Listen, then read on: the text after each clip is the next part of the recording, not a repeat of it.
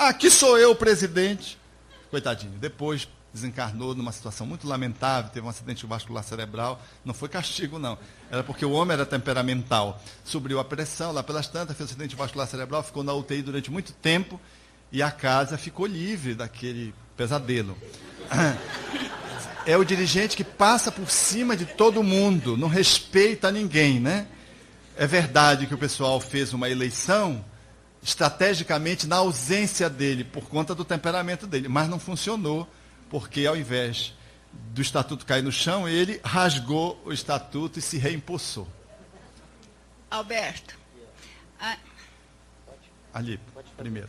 ainda com relação à questão política, nós temos percebido de uma forma crescente no movimento espírita um desejo muito grande de ocupar cargos, por motivos variados e muitas vezes por uma projeção da própria imagem. Então, gostaria, se você pudesse, além da sugestão de forma de eleição, comentar um pouco mais a respeito desse comportamento diante da sua experiência. A minha experiência é que nós precisamos lidar com os nossos egos e fazer o nosso movimento de reestruturação egóica a partir de um movimento de evangelização, de um trabalho de transformação, desenvolvendo uma virtude que é indispensável para quem quiser lidar com o poder. Qual é a virtude? Humildade. Humildade. É muito difícil ser humilde. Não foi à toa que Jesus começou o Sermão do Monte dizendo: bem-aventurados os pobres de espíritos ou os humildes, porque deles é o reino dos céus. Depois ele vai falando das outras virtudes, mas ele começou com humildade. Tem um sentido dele ter começado pela humildade.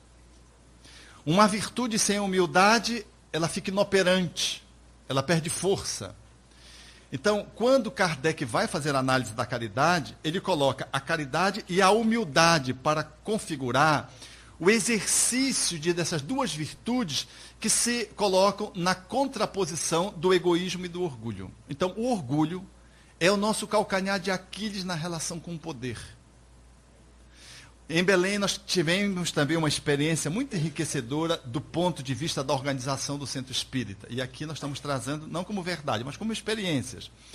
Nós começamos a criar um estatuto que sugeria uma gestão colegiada da casa. Então, tiramos a figura do presidente. Porque a figura do presidente, sobretudo no interior, mas também na capital, gerava dois tipos de problema. Ou o presidente era mão de ferro e só ele que mandava, e só ele que sabia, e ele batia o martelo, martelava todo mundo, porque ele era o dono do centro espírita. Ou uma outra experiência igualmente danosa, que todo mundo se escora na costa do presidente. Como se o presidente ele tivesse que ser onipotente, onisciente, onipresente. E as pessoas não assumem, não compõem, não fazem equipe, se escorando na costa de uma pessoa que fica sacrificado na posição de presidente. Então, nós criamos uma gestão da diretoria colegiada. São diretores. A Associação Médico Espírita do Pará também é uma associação feita por diretores. Não tem presidente. A exemplo do que acontece com o Conselho Espírita Internacional, você percebeu? Não tem um presidente da Federação Espírita Internacional Espírita. Tem um conselho que rege a união desses mais de 30 países que vão se encontrando aqui e acolá, trocando experiências, permutando valores, trocando culturas, alinhavando o movimento de coordenação para o movimento internacional, atendendo as localidades nas especificidades. É um grupo, é uma equipe, é uma gestão de equipe. Então, eu acho que isso também um caminho que facilita um pouco esses dois desequilíbrios muito frequentes no movimento espírita. O superpresidente que não abre mão espaço para ninguém, ou um presidente que ele carrega os outros trabalhadores nas costas porque os trabalhadores se escoram nele. Eu não sei se vocês têm essa experiência para esse lado de cá. Mas para lá, nós então resolvemos essa dificuldade desse jeito. Agora, quer com diretoria colegiada, quer com essa diretoria hierarquizada, se não houver humildade, não funciona, nem a colegiada. Entenderam? Então, no fundo, a solução é um movimento de aquele que quiser ser o maior, que seja o menor. aquele que quiser ser o mais, seja aquele que serve.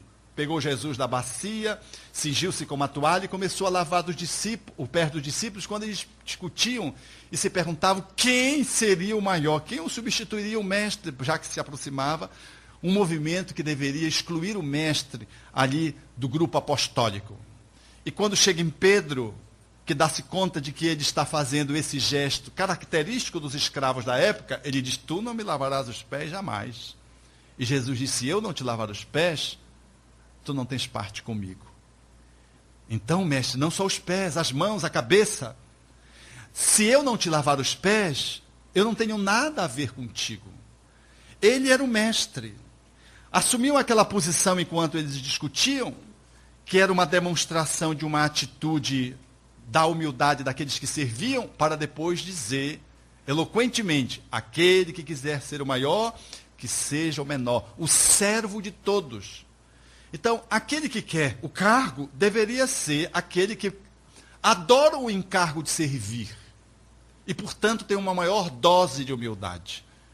É aquele capaz de ter maior nível de resistência para superar os conflitos, para lidar com os conflitos, para poder lidar com seus irmãos de trabalho que trazem as suas dificuldades tanto quanto ele próprio, mas esse se vê investido desse desafio de crescer a cada dia num exercício de poder linkado a uma humildade e embasado numa amorosidade, que poder sem amor, ele vira poder despótico.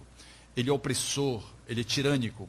Então, há necessidade de conjugar a amorosidade, a humildade, como os dois eixos, bases, para que o poder possa ser exercido com pureza, para que ele possa ser socializado, para que ele possa estar a serviço do grupo e não a serviço de quem tem o poder, para que ele possa ser distribuído equanimemente, para que você funcione de uma forma maternal, pegando mais a atribuição desse papel da mulher, né, que é um papel mais afetivo, no sentido de poder acolher os membros da prole de modo tal a que todos possam estar sendo atendidos.